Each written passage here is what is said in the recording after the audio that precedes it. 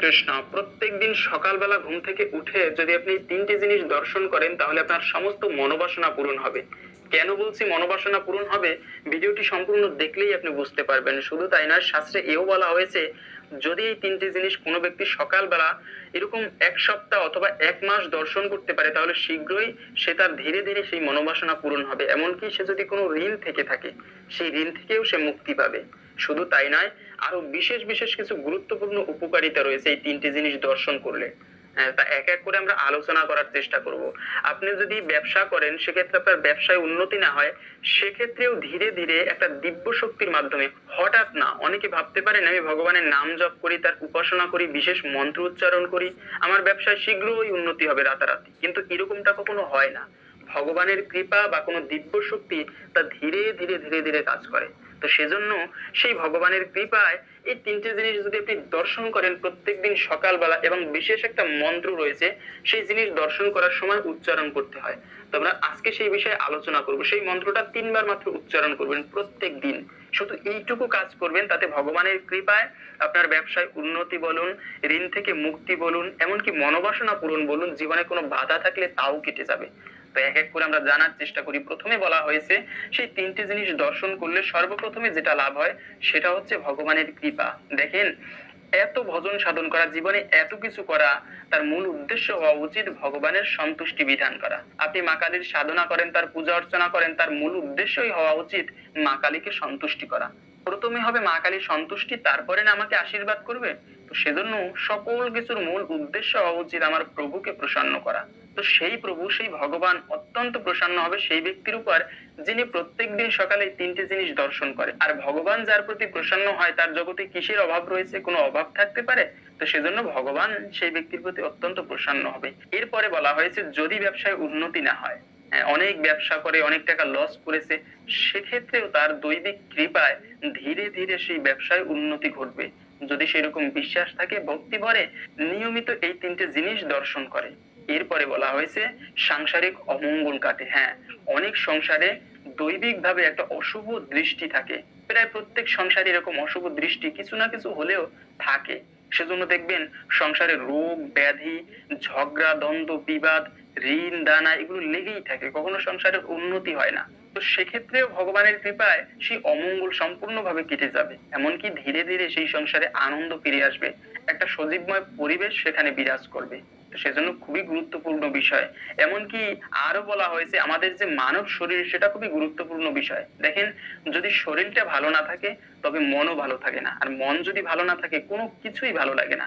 থাকতে পারে আপনার অনেক টাকা পয়সা, থাকতে পারে ধন সম্পদ, আত্মীয় স্বজন, কোনো কিছুতে কমতি নেই, কিন্তু আপনার মনটা ভালো নেই, তবে সেক্ষেত্রে কিচ্ছু ভালো লাগবে না, সব বৃথা। তো সেজন্য প্রথমে হচ্ছে শরীর, শরীর ভালো থাকলে মন ভালো থাকবে, মন ভালো থাকলে সকল কিছু ভালো লাগবে। আপনার অনেক ধন থাকতে না পারে, কিন্তু মনটা ভালো রয়েছে, মনের মধ্যে আনন্দ রয়েছে, আপনি প্রকৃত সুখী। এত কিছুর মূল উদ্দেশ্য কি? সুখী হওয়ার। তো সেজন্য সুখী হওয়ার মূল উদ্দেশ্য থাকলে প্রত্যেকদিন সকালেই তিনটি জিনিস দর্শন করবেন, শরীরও ভালো হয়, অনেক রোগ থেকে সে বাঁচতে পারে, নিরোগ থাকে, সেটাও বলা হয়েছে। এরপরে বলা হয়েছে ঋণ থেকে মুক্তি, যা আমরা প্রথমেই আলোচনা করেছি, সে ব্যক্তি ঋণ থেকেও মুক্ত থাকতে পারবে। এরপরে শাস্ত্র মতে রোগ ব্যাধি নাশ হয়, ভগবানের কৃপা লাভ হয়, যে আমরা একটু আগে জানার চেষ্টা করলাম। তো সেজন্য খুবই গুরুত্বপূর্ণ বিষয়গুলো মনে রাখবেন। তো এবারে জেনে নেওয়া যাক কি সেই গুরুত্বপূর্ণ বিষয় যেগুলো আমাদের দর্শন করা উচিত এবং পালন করা উচিত সকালবেলা ঘুম থেকে উঠেই। প্রথমে বলা হয়েছে সকালবেলা ঘুম থেকে উঠে আপনি কখনো ভুলেও সরাসরি মাটিতে পা রাখবেন না। অনেকে বলতে পারেন মাটিতে পা রাখবো না কেন, তা তো রাখার জন্যই। কিন্তু না, শাস্ত্রে মাটিকে বলা হয়েছে ধরিত্রী দেবী। শাস্ত্রে 6 প্রকার মা রয়েছে। আমার আপন মাই যে প্রকৃত মা তেমনটা কিন্তু নয়, 6 প্রকার এরকম মা রয়েছে। কে কে?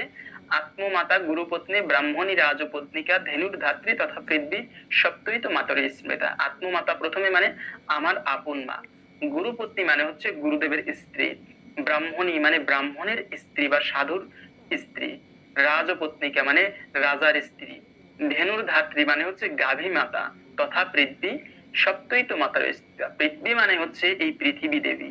এই পৃথিবী দেবীর কৃপায় সমস্ত জগৎ বেঁচে আছে। এই পৃথিবী দেবী মানে হচ্ছে ধরিত্রী দেবী। সেই ধরিত্রী আমরা যা গ্রহণ করি, যত খাবার, সেই ধরিত্রী দেবীর কিন্তু কৃপা। এই যে ফলের রস গ্রহণ করি, আম্র ফলের সুমিষ্ট রস, আম ফলের, কাঁঠালের কত সুমিষ্ট রস, কত ভিটামিন কাঁঠালে, এত সমস্ত ফলের রস তা কিন্তু ওই মাটি থেকেই গ্রহণ করা, ধরিত্রী দেবীর রস, ধরিত্রী দেবীর কৃপা, এত শস্য দানা, এত শস্য দানা। তো সেজন্য সর্বপ্রথমে সকালবেলা ঘুম থেকে উঠে সনাতন ধর্মাবলম্বীরা কৃতজ্ঞতা স্বরূপ সেই ধরিত্রী দেবীকে প্রথমে প্রণাম করতো বৈদিক যুগে, এমনকি এখনো সাধুরা করে। সকালবেলা ঘুম থেকে উঠে প্রণাম করে ধরিত্রী দেবীকে, যে হে মা, সারাদিন তোমার উপরে কত অত্যাচার করি, হাঁটাহাঁটি করে, কৃপা করে তুমি আমাকে ক্ষমা করে দাও, এই বলে মন্ত্র উচ্চারণ করতে হয়, বিষ্ণু পত্নী নমস্যামি পাদ স্পর্শম ক্ষমস্বমে। তারপরে সেই মাটিতে পা রাখতে হয়। এরকম সনাতন ধর্মাবলম্বীরা কৃতজ্ঞতা স্বরূপ সেই ধরিত্রী দেবীর উপরে পা রাখেন, পৃথিবীর উপরে পা রাখেন। এটাই সনাতন ধর্মাবলম্বীদের বৈদিক সংস্কৃতি। এরপরে বলা হয়েছে যে সব সময় সকালবেলা উঠে, এটা খুবই গুরুত্বপূর্ণ বিষয়, অবশ্যই পালন করবেন।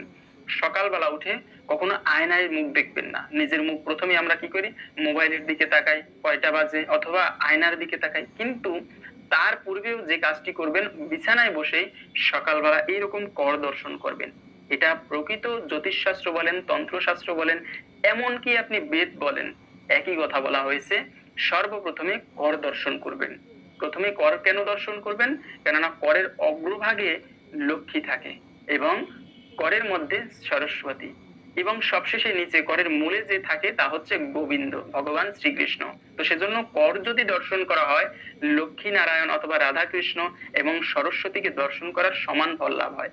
এতে কি হয়, সেই ব্যক্তির জীবনে যত বাধা বিঘ্ন থাকে, সকালবেলায় শুরুটা হয় ভগবানকে দর্শন করার মাধ্যমে, তার জীবনে যদি কোনো বাধা বিঘ্ন থাকে তাও কেটে যায় ভগবানের কৃপায়। এমনকি মা লক্ষ্মীকে দর্শন করার মাধ্যমে তার ধনৈশ্বর্যের কৃপা লাভ হয়। সেই ঘরে তখন অলক্ষ্মীর ভর থাকলে তাও কেটে যায়। খুবই গুরুত্বপূর্ণ বিষয়, এটা মনে রাখবেন। অবশ্যই প্রভাতকালে উঠে সর্বপ্রথমে কর দর্শন করবেন, এবং সেই কর দর্শন করার সময় যে মন্ত্রটি 3 বার উচ্চারণ করবেন তা হচ্ছে, কর আগ্রে বসতে লক্ষ্মী, কর মধ্যে সরস্বতী, কর মূল্যে তু গোবিন্দায় প্রভাতে কর দর্শনম। আমি মন্ত্রটি আবারও বলে দিচ্ছি, কর আগ্রে বসতে লক্ষ্মী, কর মধ্যে সরস্বতী, কর মূল্যে তু গোবিন্দায় প্রভাতে কর দর্শনম। এই মন্ত্র উচ্চারণ করে তারপরে করে দর্শন করে ভগবান শ্রীকৃষ্ণকে বা গোবিন্দকে, সরস্বতীকে, লক্ষ্মীকে তারপরে প্রণাম করবেন। এইভাবে দিনের শুরুটা করবেন। এবং আর একটা যে গুরুত্বপূর্ণ বিষয় রয়েছে তা হচ্ছে, সকালবেলা ঘুম থেকে উঠেই আপনি কাজ শুরু করবেন না। সকালবেলা ঘুম থেকে উঠে প্রথমে আপনি যেভাবে থাকেন সমস্যা নাই, প্রথমে ভগবানের মন্দিরে যাবেন। মন্দিরের দরজা যদি খোলাও না থাকে, ভগবানকে একটা প্রণাম করবেন, যিনি অনন্ত কোটি ব্রহ্মাণ্ডের নায়ক, আমাদের সকল কিছুকে প্রাণোজ্জীবিত করে রেখেছেন। সেই ব্যক্তি আমাদের হৃদয়ে না থাকলে আমরা কথাই বলতে পারতাম না, চলতে পারতাম না। সেই ব্যক্তিটাকে একবার প্রণাম করবেন। তখন সেই ব্যক্তিকে প্রণাম করে সম্ভব হলে একটা মালা ভগবানের নাম জপ করবেন 108 বার। ভগবান শ্রীকৃষ্ণের নাম, অথবা হরে কৃষ্ণ মহামন্ত্র, অথবা যে যে ধর্মে রয়েছেন, কেউ শিব মন্ত্র উচ্চারণ করেন, এইভাবে এক মালা 108 বার সেই মন্ত্র জপ করে তারপরে দিনের শুরুটা করবেন। এটা করলে কি হবে, দেখবেন ভিতর থেকে একটা দিব্য শক্তি, একটা পজিটিভ শক্তি আপনাকে অনুপ্রেরণা যোগাবে, এবং দেখবেন সমস্ত কাজ তখন আনন্দের সহিত হয়ে যাচ্ছে। করেন এরকম, আপনি 7 দিন করেন, দেখবেন খুবই আনন্দ পাচ্ছেন আপনি। তো এটা করবেন, অবশ্যই এই 3টা জিনিস মনে রাখবেন।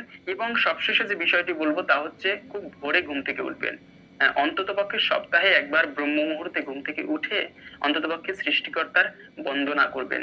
একটা মালা বা 108 বার তার নাম জপ করবেন ব্রহ্ম মুহূর্তে ঘুম থেকে উঠে। এরকম করলে ধীরে ধীরে আপনার জীবনে কোনো অশান্তি থাকলে কেটে যায়। এরকম করে দেখবেন, তাহলে বুঝতে পারবেন এর ফল। তো হরে কৃষ্ণ, আজকে এ পর্যন্তই। দেখা হবে নতুন কোনো তথ্য নিয়ে, নতুন কোনো ভিডিওতে। হরে কৃষ্ণ।